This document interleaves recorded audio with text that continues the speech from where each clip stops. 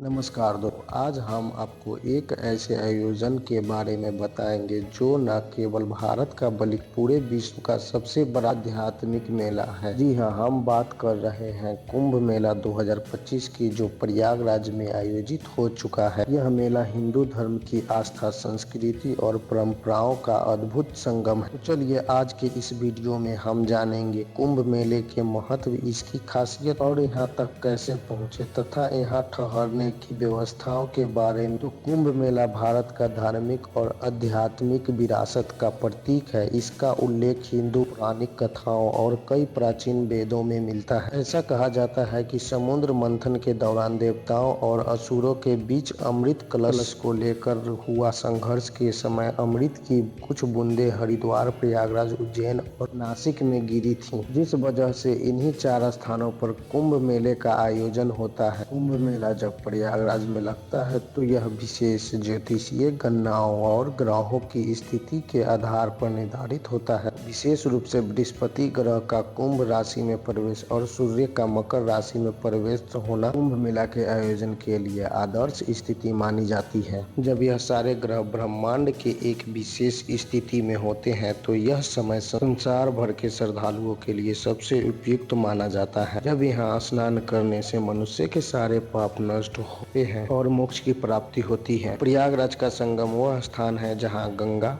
यमुना, यदृश्य सरस्वती नदी एक जगह पर आकर मिलती है। उसी जगह को भारतीय संस्कृति में सबसे पवित्र स्थान माना गया है। यहाँ सिर्फ 3 नदियों का मिलन नहीं बल्कि आस्था, भक्ति और मोक्ष का द्वार है। इस बार के कुंभ मेला में पहले से कहीं अधिक नागा साधु अपनी पूरी शक्ति और आस्था के साथ जुटे हैं। उनके आने से मेला और भी आध्यात्मिक रूप से संपन्न हो जाता है। लाखों श्रद्धालु इन साधुओं के दर्शन करने के लिए दूर दूर से प्रयागराज पहुंचते हैं। नागा साधु न केवल अपने आचार व्यवहार से बल्कि अपने विशेष अंदाज और साधना के तरीके से भी लोगों को आकर्षित करते हैं। उनके लंबे बाल, सिर पर चंदन की लकीर और निर्वस्त्र जीवन शैली उन्हें अन्य साधुओं से अलग करते हैं। कुंभ मेला में नागा साधु का जुलूस बहुत ही भव्य और आकर्षण होता है, जिसमें वे गेरुआ वस्त्र पहनकर शंख और डमरू के साथ चलते हैं। उनका यह जुलूस धार्मिक अनुशासन, तप और साधना की गहरी पहचान है। कुंभ मेला के दौरान प्रयागराज शहर को एक विशाल धार्मिक नगर में बदल दिया जाता है। यहाँ विशेष रूप से संगम क्षेत्र को सजाया और विकसित किया जा रहा है ताकि श्रद्धालुओं को अधिक से अधिक सुविधाएं मिल सके। कुंभ मेला में कई धार्मिक संस्थाएं और साधु मठ भंडारा आयोजित करते हैं। मतलब होता है कि यहाँ पर आने वाले सभी श्रद्धालुओं को मुफ्त में खाना खिलाया जाए तथा यह भोजन आमतौर पर साधारण लेकिन पौष्टिक से भरपूर होता है, जैसे दाल, चावल, रोटी, सब्जी और हलवा शामिल है।